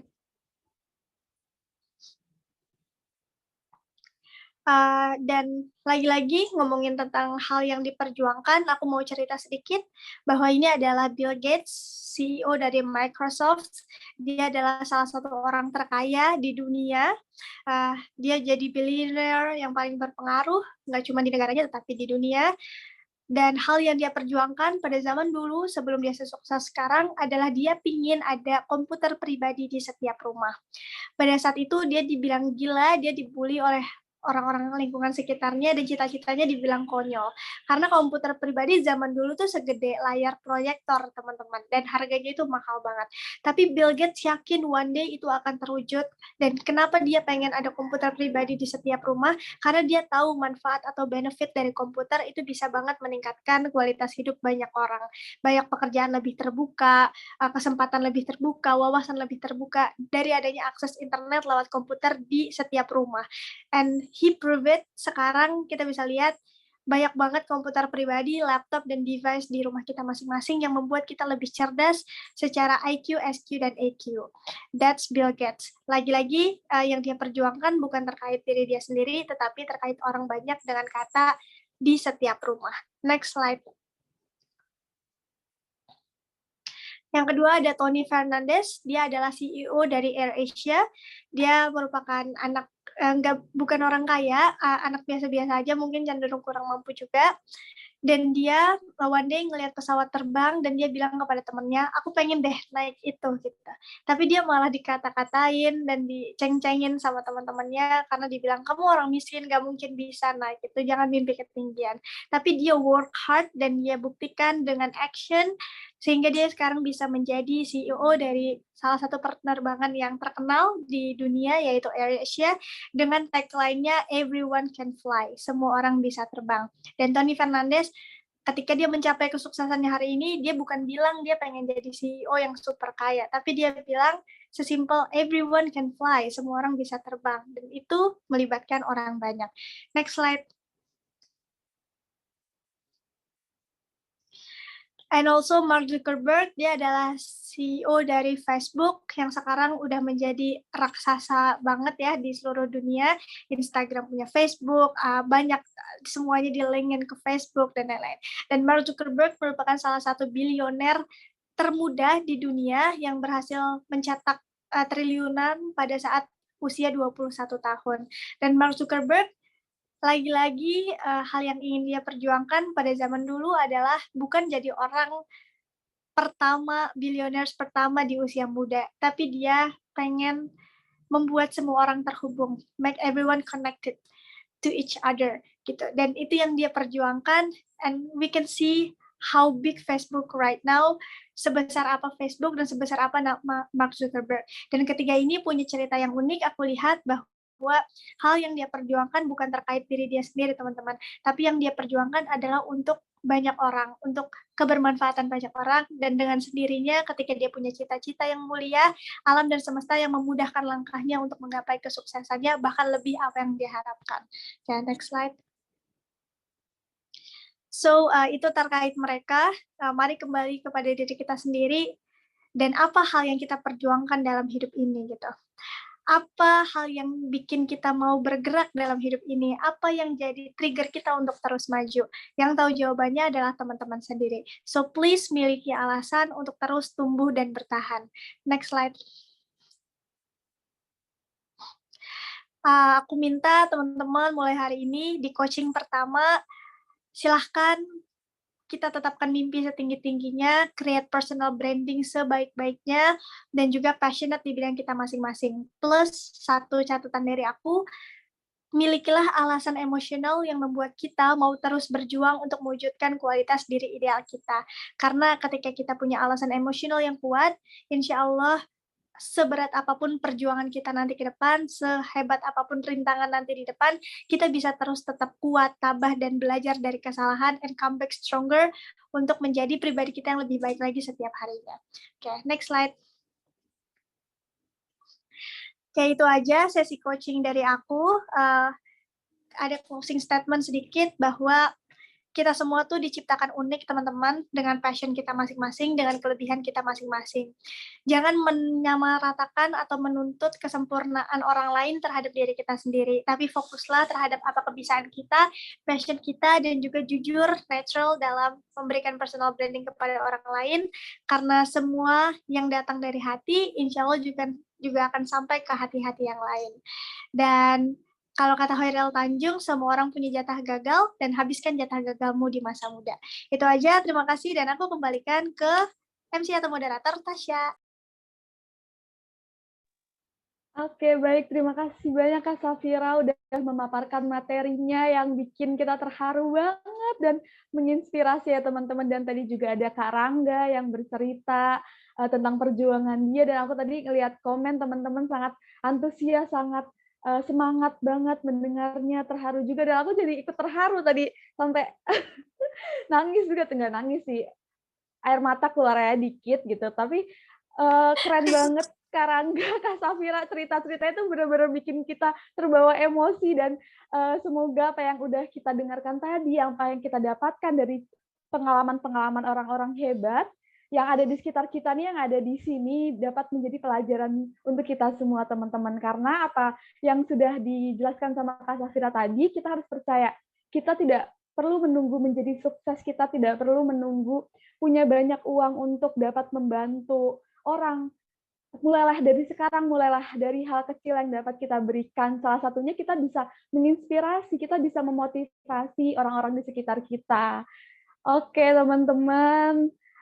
Karena juga kita udah malam ya, dan aku tahu nih teman-teman pasti udah punya banyak pertanyaan-pertanyaan untuk Kak Safira. Boleh teman-teman yang punya pertanyaan bisa raise hand atau open mic menyebutkan namanya. Oke, Kak Rangga antusias banget nih, raise hand pertama. Oke, boleh Kak Rangga, silakan bisa langsung bertanya, Kak. Makasih Kak Tasya atas waktunya. Izin bertanya Kak Safira dan Kak Tasya, ini tadi disampaikan terkait dengan personal branding. Nah, nih Kak Safira, boleh dong diberikan tips. Terkadang saya sendiri ada perasaan kecil, terkadang salah kaprah nih. Salah kaprah antara pencitraan dan juga personal branding. Nah, di sini kan personal branding sama pencitraan sudah jelas berbeda. Pencitraan itu ibarat sebuah kosmetik atau makeup muka saja, yang mungkin di saat kedepannya pun nggak akan baik ya Kak Syafira dan juga Kak Tasya. Jika memang ada tokoh yang memang ahlinya, istilahnya khalayak ramai pun akan tahu siapa kita sebenarnya, gitu kan, setelah pencitraan yang kita lakukan. Maksudnya gimana sih kasih tips biar nggak salah kaprah antara personal branding dan juga pencitraan gitu. Itu aja mungkin Kak Tasya dan juga Kak Syafira. Oke, baik. Mungkin boleh langsung dijawab Kak Safira. Oke, terima kasih Rangga. Kalau tips and trick singkat dari aku terkait cara ngebedain yang antara pencitraan dengan personal branding adalah kita sebenarnya dengan sendirinya bisa merasakan teman-teman. Ketika itu natural, ketika itu datang dari hati, yang aku bilang sampainya juga akan ke hati yang lain. Tapi kalau misalnya itu pencitraan dan juga nggak jujur, nggak natural, pasti ada sesuatu yang mengganjal gitu. Jadi filter termudah itu adalah hati. Nah, filter termudah mungkin mata bisa ditipu, tapi hati itu nggak bisa. Dan lagi-lagi kita bisa ngerasain dengan sendirinya nanti, entah dalam berorganisasi, dalam berteman, atau di sosial media, dan lain-lain, nanti pasti akan kerasa. Tapi kalau dikasih contoh kasusnya nih, Kak Rangga, yang bisa ngebedain adalah, misalkan aku ambil contoh pencitraan. Ketika mau masa pemilu, ketika mau masa nyalek, kita kan sering nemuin ya, tiba-tiba wah banyak banget muncul tiba-tiba calon pemimpin yang baik banget, entah di sosial media yang tiba-tiba belusukan turun ke jalan sampai ke kampung-kampung, ngajak ngomong semuanya sampai tukang ojek dan lain-lain gitu ya. Dan di sosmednya juga kayak gencar banget ngupload kayak sehari 3 postingan, sehari berapa postingan untuk meraih suara sebanyak-banyaknya. Nah, tapi setelah masa kampanye tersebut selesai atau nyaleknya udah selesai dan udah kepilih nih siapa-siapa aja ketuanya, mulai kelihatan tuh siapa calon-calon pemimpin itu tuh yang tadinya sering banget nge-posting kayak sosial atau motivasi-motivasi, akhirnya jadi nggak nge-share lagi. Postingannya jadi seminggu sekali, sebulan sekali, dan lain-lain. Atau yang tadinya biasa dia turun-turun ke jalan, jadi nggak pernah kelihatan lagi sama sekali gitu. Nah, ketika kita berusaha untuk menampilkan sisi terbaik kita dengan jujur, kuncinya adalah kita pasti konsisten dalam melakukannya. Tapi ketika kita berbohong dan itu dibuat-buat yang cenderung percitraannya, dengan waktu kita bisa ngelihat kok inkonsistensi itu akan terjadi gitu. Dan contoh paling nyata adalah pada saat kampanye ya, Kak Rangga. Tapi ada juga orang-orang pemimpin-pemimpin yang dia tuh nggak nyari jabatan gitu, dia tuh bukan untuk tujuan tertentu, tapi setiap hari mungkin dia nengokin warganya di jalanan, dia sering datang ke kampung-kampung, dia sering ikut terjun langsung aksi sosial bencana alam, caption dia pun juga konsisten setiap hari, dan bukan kelihatan karena ingin mencari sesuatu, dipuji atau apa, tapi emang diri dia tuh pribadinya kayak gitu, jadi tanpa ada kompetisi, dia tetap muncul sebagai pribadi yang itu. Nah, itu bisa dikatakan ya itu memang personal branding dia yang kayak gitu, Kak Rangga. Tapi kalau pencitraan ya cirinya tuh nggak konsisten. Nah, cuman kalau di dalam diri kita, ini yang aku pelajari dalam jurusan komunikasi, kita tuh ada 4 jendela, teman-teman. kita ada 4 jendela dalam hidup. Yang pertama adalah hal yang kita tahu dan itu kita tunjukkan ke publik. Yang kedua, hal yang kita tidak tahu dan itu kita tunjukkan ke publik, berbohong. Yang ketiga, hal yang publik tahu tapi kita tuh nggak tahu. Sama yang keempat adalah hal yang kita nggak tahu, publik juga nggak tahu. Gitu. Nah, contohnya adalah kalau dalam segi pribadi, pasti teman-teman ada yang ditampil di sosial media sebagai sosok menginspirasi, sebagai sosok motivasi, disegani, dan lain-lain. Tapi bisa jadi di rumah, kita tuh jadi sosok yang santai, jadi anak kesayangannya mama, kakak yang jahil ke adik kita, adik yang ngeselin, gak mau disuruh-suruh gitu. Kita pasti punya sisi itu dalam rumah, dan boleh banget kita nggak tunjukkan sisi itu keluar, bukan berarti kita pencitraan, ya karena itu ranah privasi kita, yang jendela kita yang gak mau kita tunjukin ke orang lain gitu, dan itu fine banget, kecuali beda halnya sama misalnya kita tuh nggak pernah sholat, misalnya benar-benar nggak pernah sholat tahajud, nggak pernah sholat subuh, nggak pernah sholat duha, nggak pernah baca Quran, tapi di luar kita tuh selalu snapgram baca Quran, postingan kita yang tentang Quran, ngingetin sholat 5 waktu, nah itu tuh kayak udah jelas banget itu ya pencitraan karena itu dibuat-buat. Tapi kalau halnya kayak aku, mungkin orang lain ngelihat aku di luar, wah kayak orang bener gitu ya, tapi aku kalau di dalam rumah itu tuh aku jahil banget sama adik-adik aku nggak pernah sok-sok yang ngasih motivasi, aku selalu jadi Safira yang apa adanya, anak yang suka disuruh kadang sama mama, tapi sayangnya nggak usah ditanya gitu-gitu, dan itu bukan sisi pencitraan, tapi itu adalah jendela kita teman-teman yang kita berhak untuk menunjukkan dan tidak kepada orang lain. So itu Kak Rangga, semoga jawabannya bisa terjawab. Pertanyaannya terjawab. Terima kasih Kak Safira, kata saya sudah cukup jelas. Sama-sama Kak Rangga. Nggak ketukar ya saya sendiri antara pencitraan dan juga personal brand. Makasih banyak Kak Safira, kata Tasya. Iya, kakak dosen. Oke, jadi intinya itu adalah di konsistensi dan dari hati gitu. Apapun yang diniatkan dengan baik dan konsistensi itu adalah yang paling benar, teman-teman, yang paling nyata. Oke, ada yang raise hand juga nih dari tadi. Kak Nabila dari Sulbar, boleh Kak Nabila? Oke.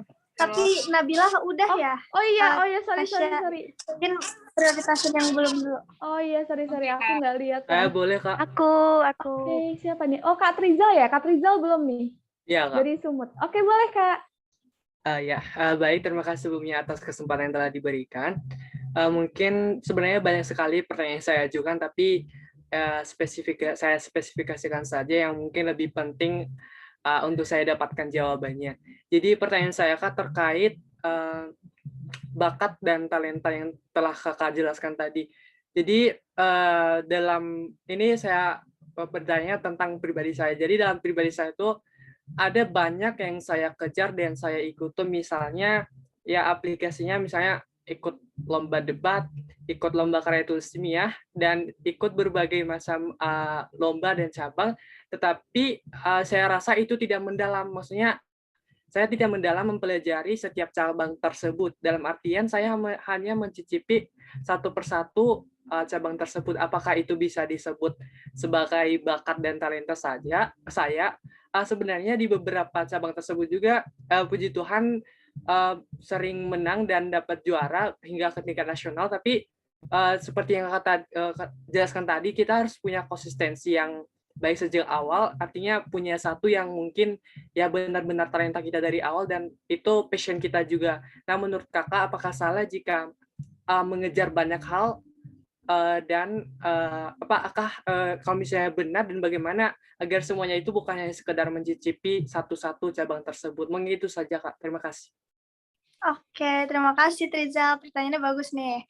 Oke, jadi intinya apakah itu salah Kak kalau banyak nyoba ya tapi nggak ada yang dalam, mungkin kayak di permukaannya doang. Jawabannya nggak salah Trizal, tapi untuk usia kita mungkin yang udah 20-an tahun ke atas itu nggak efektif. Karena ketika kita banyak nyoba itu adalah cara kita dalam hal untuk mengetahui mana nih yang paling dalam. Contoh teman-teman ketika mau nyari tahu passion, kalian harus banyak nyoba.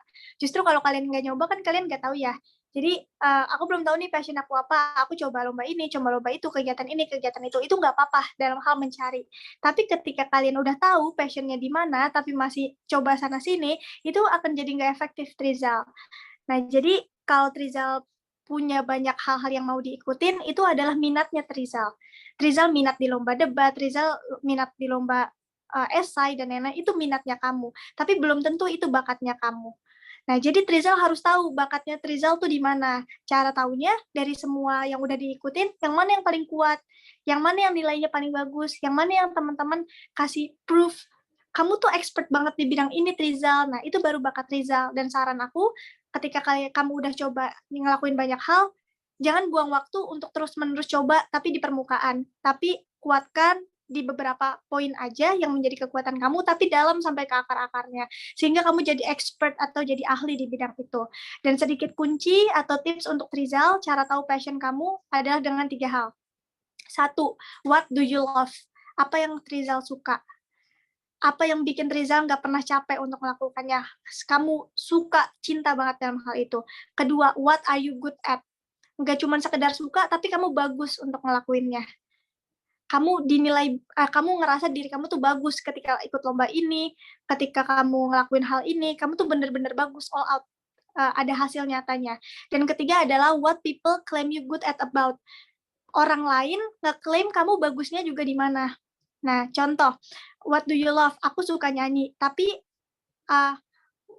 what are you good at gitu? Apa aku bagus di nyanyi? Enggak, belum tentu. Nah, jadi aku suka nyanyi, tapi aku nggak bagus di poin kedua. Nah, terus ketiga, ada klaim atau testimoni dari orang-orang terhadap aku bagus nyanyi. Apakah itu ada? Jawabannya nggak ada, gitu. Nah, jadi aku mungkin suka nyanyi doang, minat aku di nyanyi, tapi bukan passion aku di nyanyi. That's not my passion. Nah, kedua, public speaking. Aku suka ngomong di depan orang. Apakah kamu bagus? Aku, ini bukan apa-apa ya, tapi bisa jadi ya gitu, karena jurusanku komunikasi, aku passionnya di sini selama kurang lebih 5 tahun. Terus ketiga, orang lain ngeklaim aku bagus di bidang ini. Contohnya apa? Undangan pembicara lebih dari 250 yang tadi aku sampaikan, dan itu adalah bentuk testimoni. So aku yakin, bismillah, berarti passionku di bidang public speaking. Kayak gitu, Trizal. Apakah sampai sini caranya atau penjelasannya sudah jelas?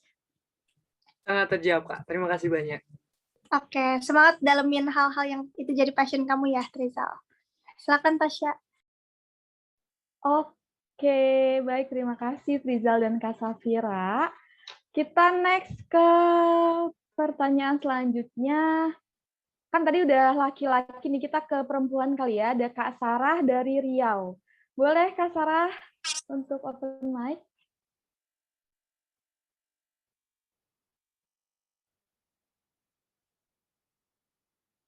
Oh, Kak Sarah lewat chat nih, Kak, atau gimana? Atau aku bacain? Iya, boleh. Oke. Kak izin lewat chat karena takut di kereta hilang muncul sinyalnya. Oke, ada kemungkinan nggak, Kak, passion itu dipengaruhi orang-orang atau kegiatan yang sering kita berelasi di lingkungan keseharian kita? Dan juga kan semester 1, Kak Safira udah keren banget, bisa bangun apa, buat apa gitu tadi. Nah, kuncinya apa sih, Kak? Soalnya kan biasanya hal-hal begituan perlu pengalaman yang banyak banget baru berani gitu. Jadi dia bertanya terkait kuncinya bagaimana, Kak? Silakan Kak Safira. Oke, yang pertama pertanyaan dari Sarah, apakah passion bisa dipengaruhi orang lain? Jawabannya bisa. Karena passion kan bukan gift ya, atau sesuatu yang pemberian dari Tuhan. Yang aku bilang tadi itu bisa dipelajari. Jadi dari lingkungan sekitar itu ngaruh banget. Contoh banyak kok ada orang yang dia ikut komunitas dance, awalnya dia nggak bisa dance, tapi sering ngelihat teman-temannya dance, sehingga dia udah terbiasa sama musik, terbiasa sama gerakan, visualnya juga udah terbiasa, dan lain-lain, sehingga akhirnya dia bisa dance, sehingga dia bisa menjadi dancer, dan itu jadi passion dia. Itu banyak terjadi di berbagai ranah. So, apakah mempengaruhi? Jawabannya iya. Nah, terus kedua, aku bisa membuat ini itu di usia muda, itu caranya gimana? Atau taktiknya apa? Jawabannya dari aku adalah pengalaman memang adalah guru terbaik. Mungkin Kak Aldo juga ya, dia bahasa Inggrisnya bagus banget. Pas sesi interview, aku dengar, karena kan yang interviewnya Kenza, aku juga dengar, rapih banget, English-nya fluent banget, dan bisa jadi itu karena Kak Aldo dari Bali gitu. Dia terbiasa dengan bule-bule, dia terbiasa dengan interaction with English language segala macam, dan dia juga di ranah hospitality ya kalau nggak salah ya, yang kayak service kayak gitu, dan itu juga kan dituntut untuk bilingual, sehingga akhirnya dia terbiasa seperti itu. Dan yang membuat Kak Aldo bahasa Inggrisnya bagus sampai saat ini adalah pengalaman dia selama tinggal di Bali. Nah, dan mungkin yang membuat aku bisa membuat ini itu di usia muda pada saat kuliah adalah pengalamanku di bidang organisasi dari aku SD, teman-teman. Jadi pas SD aku udah ikut organisasi marching band, SMP aku terpilih jadi ketua Paskibra dan juga ketua OSIS di sekolahku, dan aku mewakili sekolahku ikut pemilihan OSIS tingkat Bekasi, dan aku mengetuai seluruh ketua OSIS di Bekasi pada saat aku SMP gitu. Dan alhamdulillah SMA aku diminta juga jadi ketua OSIS, tapi aku nggak dibolehin sama kelas aku karena aku jadi ketua kelas 2 tahun berturut-turut, dan kayak aku dikip banget sama anak-anak kelas aku, Sof di kelas aja biar fokus di kelas gini. Oke. Jadi akhirnya aku nggak daftar OSIS, tapi aku ikut anggota OSIS di bagian bahasa Inggris, dan juga aku ikut organisasi dan lain-lain, sampai kuliah aku ikut BEM. Jadi mungkin hal yang membuat aku berani nggak semerta-merta niat atau nekatku pengen bikin ini gitu, tapi aku udah terbiasa dengan organisasi dari dulu, dan aku suka organisasi, aku ngerasa passionate di bidang organization and also leadership. Dan akhirnya aku berani untuk membuat program, dan kuncinya adalah pertama belajar dari pengalaman, dan yang kedua adalah berani take action. Ketika kalian punya pikiran pengen ini pengen itu, kunci terakhir adalah lakuin dulu aja, do something, take action. Karena kalau kalian gak coba, kalian gak akan tahu hasilnya. Dan seni organisasi adalah we are learning by doing. Kita mempelajarinya sambil menjalankannya. Kalau misalnya nanti ada kurang-kurang, salah-salah, it's okay, kita bisa belajar lagi, dan juga selalu upgrade diri, introspeksi diri, dan belajar dari kesalahan dan kegagalan. Kayak gitu. So, itu sedikit cerita dari aku, teman-teman. Terima kasih banyak semuanya yang udah bertanya. Bagi kalian nanti yang pertanyaannya belum tersampaikan, boleh banget DM aku di Instagram. Insya Allah nanti kita bisa DM-DM-an, chatting-chattingan, dan kita juga bisa lanjut ngobrol di luar sesi Zoom ini. Oke, silakan aku kembalikan ke Tasya. Oke, terima kasih banyak Kak Safira, dan aku setuju banget nih tadi Kak Safira bilang lingkungan adalah sesuatu yang membentuk kita, lingkungan yang positif, kita juga akan kena dampak positifnya, karena energi-energi positif itu kita bisa saling bertukar, teman-teman. Dan kalau masih banyak banget ya yang pengen bertanya, dan di chat juga tadi masih ada, boleh banget DM Kak Safira. Kak Safira itu kalau di DM pasti dibalas kok, teman-teman, karena Kak Safira ramah banget, kalau di DM dibalas, kalau bikin question box tuh boleh kalian nimbrung, karena pasti dibalas sama Kak Safira, apalagi pertanyaan kalian tuh menarik-menarik gitu, pasti dibalas. Jadi next time pasti kita bisa ngobrol-ngobrol lagi, dan di coaching selanjutnya kita juga bisa ngobrol-ngobrol dan bertanya lagi. Dan karena waktunya juga udah malam, dan teman-teman di seluruh Indonesia waktunya bervariasi, apalagi yang daerah timur lebih 2 jam, karena sekarang di sini udah jam 9, pasti udah di sana udah jam 11-an, teman-teman. Waktunya istirahat. Terima kasih semuanya yang udah mengikuti Zoom meeting pada hari ini, yang udah mendengarkan, antusias bertanya, dan bercerita juga.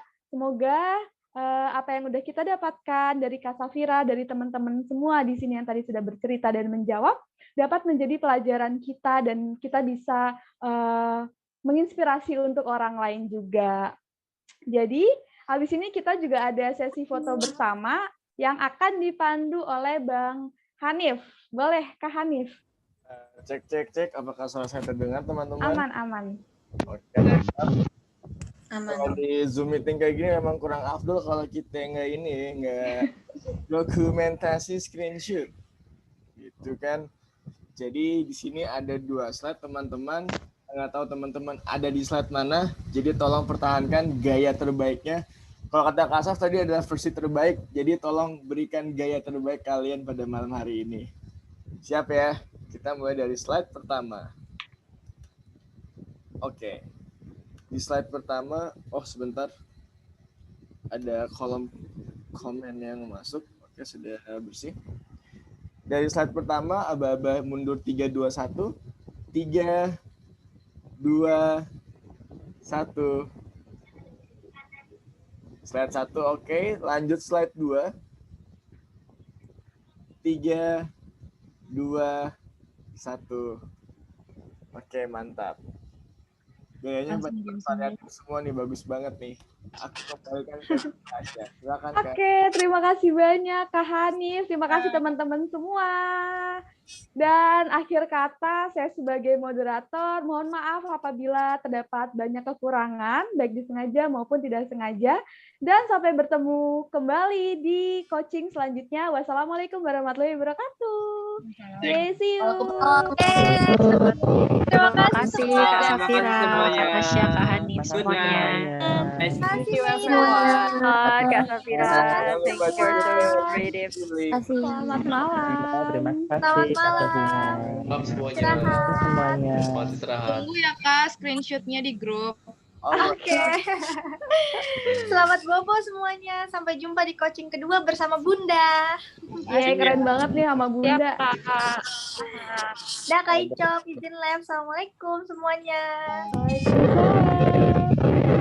Kak Hanif, boleh tanya nggak Kak? Oh iya boleh. Siapa nih yang nanya nih? Aku Nabilah. Oh ya Kak Nabila, silakan Kak. Jadi kemarin itu aku kan ada di luar daerah, jadi aku kayak jaringannya agak sulit gitu. Nah, kemarin tuh ada tugas buat apa namanya yang kayak get salam-salam gitu kan. Oh iya. Aku belum ngumpulin, aku baru mau buat sama partnerku Naufal dari Sulbar. Terus yang kedua aku juga belum buat yang Snapgram yang milenial menginspirasi itu loh, kayak yang pakai apa namanya? Pakai filter ya? Ya pakai filter itu. Itu nggak apa-apa ya? Telat aku, sorry. Oke, sebelumnya makasih banget nih udah berani konfirmasi ya, walaupun telat. Nggak apa-apa Kak, dikerjain aja walaupun telat, karena juga masih proses editing ya untuk keduanya, yang video itu dan juga yang filter IG. Jadi agar lebih rame juga nanti. Jadi kurang afdol kalau misalkan dari Sulbar nggak ada kan ya Kak? Bener. Oh iya, terus itu aku tag aja atau aku kirimin ke Mas Hanifnya yang filter IG atau nggak perlu? Cuman di tag doang? Di tag aja sama seperti yang lain. Oke. Yang Zoom itu buat di Drive ya? Ya, nanti di-upload di Google Drive, betul banget. Oke, terima kasih Kak Hanif. Oke, sama-sama Kak. Izin live juga ya teman-teman ya. Assalamualaikum, selamat malam semuanya. Waalaikumsalam warahmatullahi wabarakatuh. Izin juga ya teman-teman. Jangan lupa isi presensi ya. Bye.